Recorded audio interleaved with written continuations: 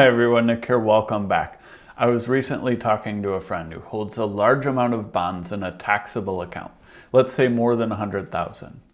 This is likely more than a year of his expenses, which would be a really large emergency fund. So I asked, why so much? He said he wants to keep some low-risk money so he can access it if he needs it. I could see this being the case for many people. Maybe they're planning to buy a house in the next few years and want to start saving a down payment. Maybe their children will be going to university soon. There are a number of possible reasons. However, for my friend's scenario, I thought his asset allocation decision was a mistake. I think he'll end up paying a lot more in taxes than if he used a different strategy. This is a strategy I've personally used in the past. I explained this strategy to my friend, and he hadn't thought of it or heard of it before. After he thought about it, I think he decided it was a good strategy for him. I think it could possibly help others, so in this video, I'm going to share this asset allocation strategy. Before we start, a word from today's sponsor. Hello, I'm Nick. Welcome to my channel.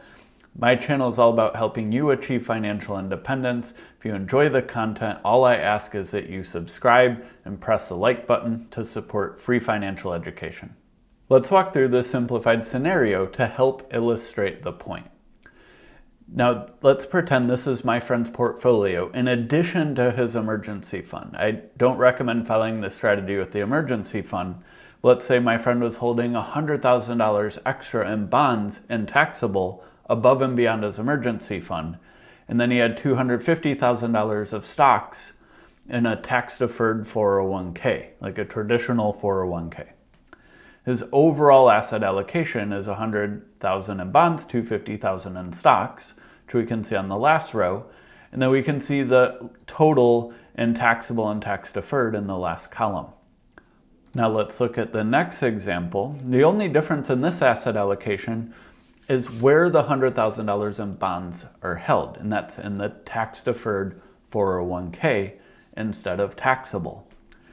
And then there's $100,000 in stocks and taxable now. So it's the same overall asset allocation, except there's a different exposure to bonds and stocks in the different accounts. So now, let's say my friend wanted to access $100,000. He thought he needed to have his asset allocation like this. In the top example, since to pull money out of a tax-deferred account in the bottom example would involve paying penalties or fees. However, it's not necessarily the case because of the concept of fungibility. Now, you can still effectively sell bonds and get cash without taking money out of the 401k by following a couple steps. So the first would be to sell the $100,000 of stocks in the taxable account. So now it's zero. You have $100,000 in cash. And then you exchange the $100,000 in bonds for $100,000 in stocks in the taxable account. So now you've effectively taken $100,000 out of the portfolio, but you're left with $250,000 in stocks in your tax-deferred 401k. So that's the concept of fungibility, and basically the same result as if you sold the $100,000 in bonds in the first scenario.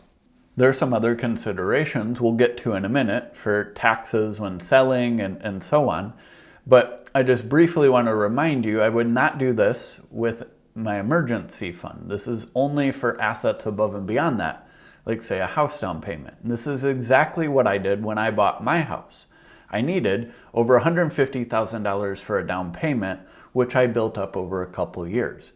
However, instead of keeping it in cash or bonds in a taxable account, I invested it in stocks in a taxable account and bought corresponding amount of bonds in my 401k, the tax-deferred 401k. And then when it came time to buy my house, I sold the equivalent of stocks in the taxable account and then did the exchange of bonds into stocks in my tax-deferred 401k. Now this does come with some extra risk.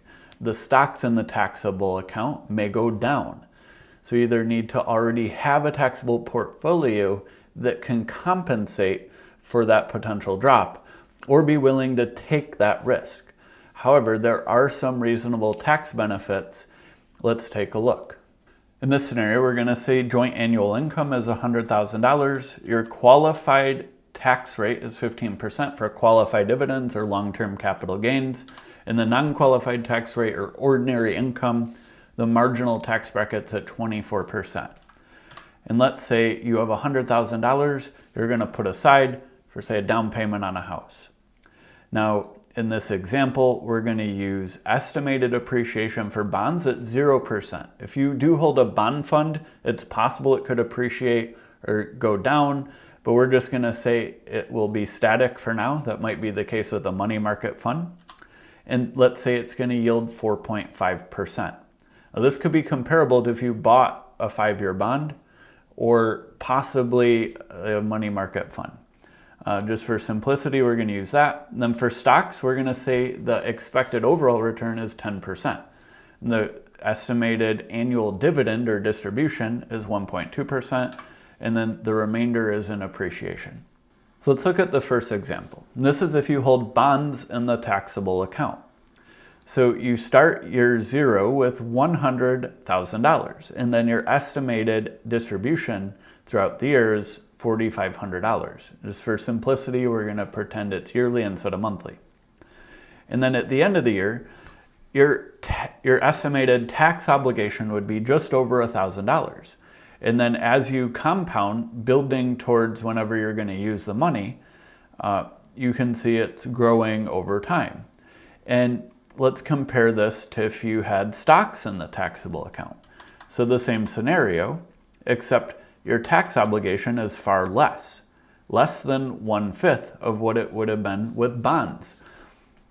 And that's just because a lot of the appreciation is just getting baked into capital gains, which you may have to realize in the future to sell, and the distributions are pretty small.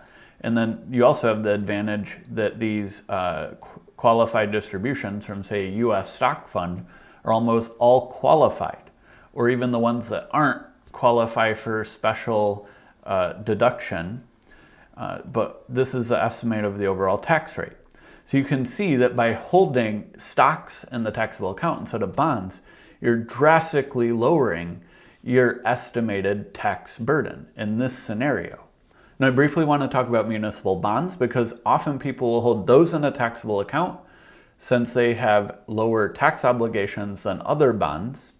However, the yields on them are lower and in many cases are equivalent or worse than the after-tax yield on other bonds.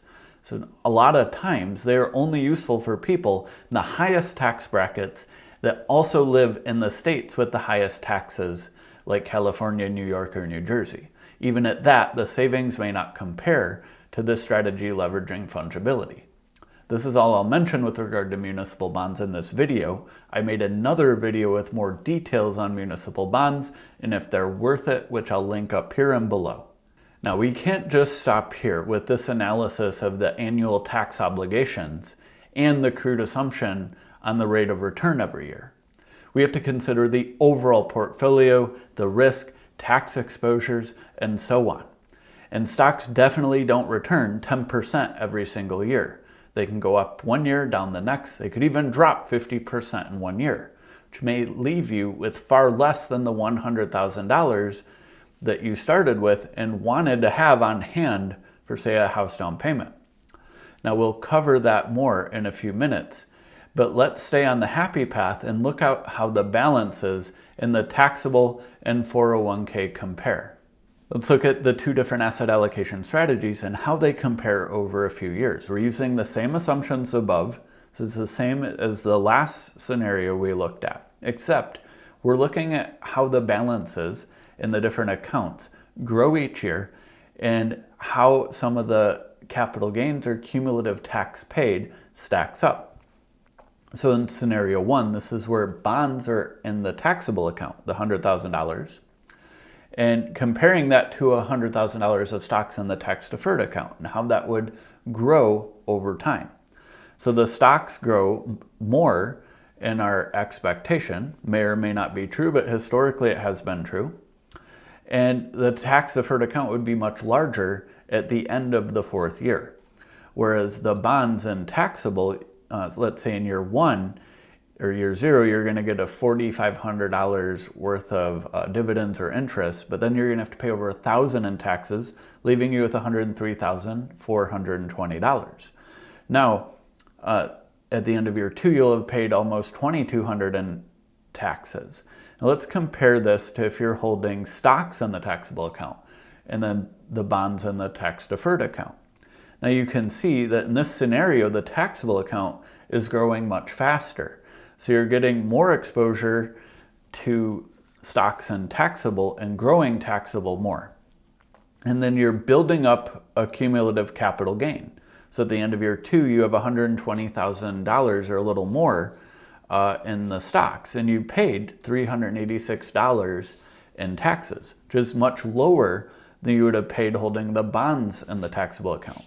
However, the capital gain, you might have to realize, or you would have to realize some of that if you liquidated $100,000 of stocks. So you might have to realize, say, $15,000 or maybe a bit more in a capital gain, just taxed at 15%. Now, that would probably be about $2,250 if I'm doing the math on the fly correctly.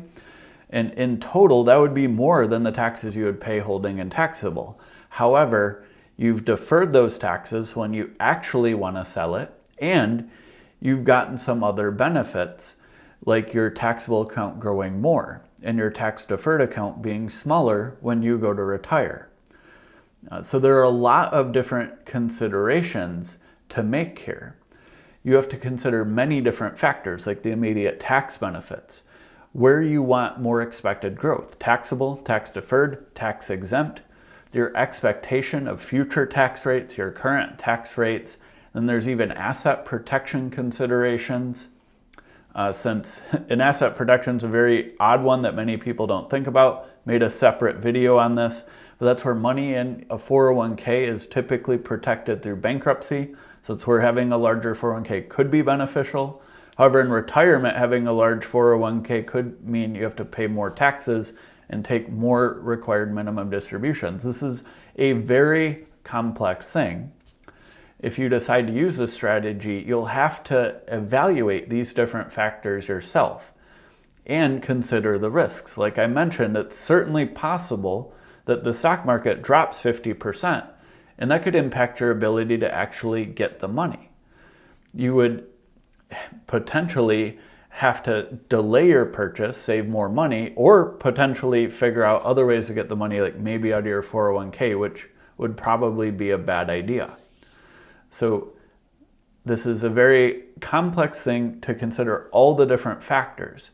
And the right decision is going to be different for different people, their situations, their risk tolerances, and so on.